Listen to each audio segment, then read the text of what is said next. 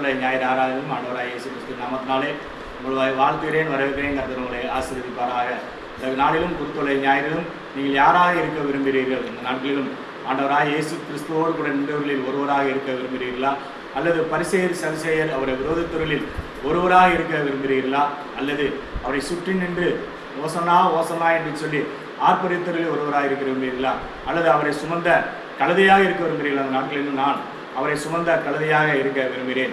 இந்த நாட்களில் ஆண்டவராகிய இயேசு கிறிஸ்து சிலுவையில் அடிக்கப்படுவதற்கு முன்பாக ஒரு வாரத்திற்கு முன்பு ஆண்டவராகிய இயேசு கிறிஸ்து இந்த அதிசயமான புறப்படுதலை என் தேவன் செய்து காண்பித்தார். இந்த நாட்களிலும் உங்கள் வாழ்க்கையிலும் என் தேவன் ஒரு அதிசயமான புறப்படுதலை என் தேவன் செய்து காண்பிக்க விரும்புகிறவராக இருக்கிறார். இந்த நாட்களிலும் ஒரு சில காரியத்தை இந்த கழுதையின் மூலமாக நாம் கற்றுக்கொள்ளலாம். குருத்தொலை ஞாயிறிலே உங்களுக்கு எதிரே இருக்கிற கிராமத்துக்கு போங்கள், அதில் பிரவேசிக்காத ஒரு கால் ஏறிடாத ஒரு கழுதை குட்டியை கட்டியிருக்க காண்பீர்கள்.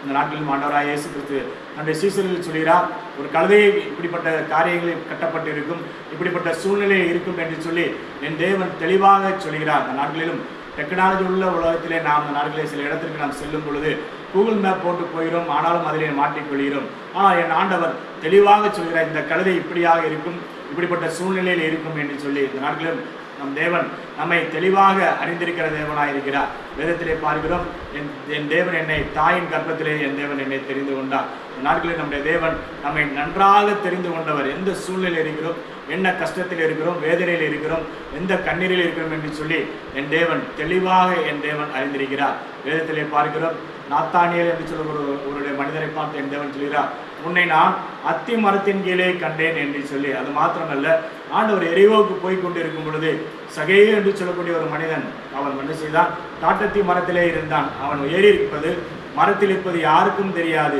சகேயுக்கு மாத்திரம் தெரியும்.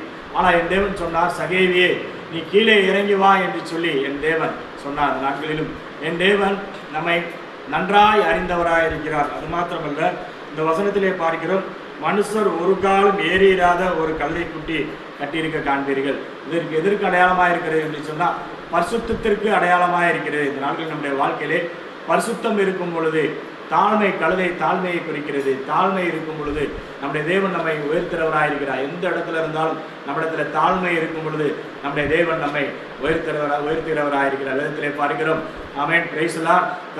தாழ்மை உள்ளவர்களுக்கோ தேவன் கிருபை அளிக்கிறவராக இருக்கிறார் என்று சொல்லி. இந்த நாட்களிலும் நம்முடைய வாழ்க்கையிலே தாழ்மை இருக்கும் பொழுது நம்முடைய தேவன் கிருபையை கொடுக்கிறவராக இருக்கிறார். அது மாத்திரமல்ல, அதை அவிழ்த்து கொண்டு வாருங்கள், கட்டப்பட்டிருக்கிற கழுதை. இந்த நாட்களிலும் ஒரு பறவை இருக்கிறது என்று சொன்னால் அந்த பறவை நாம் என்ன செய்யணும், பெரிய சங்கிலியை போட்டு கட்டியிருக்க தேவையே இல்லை.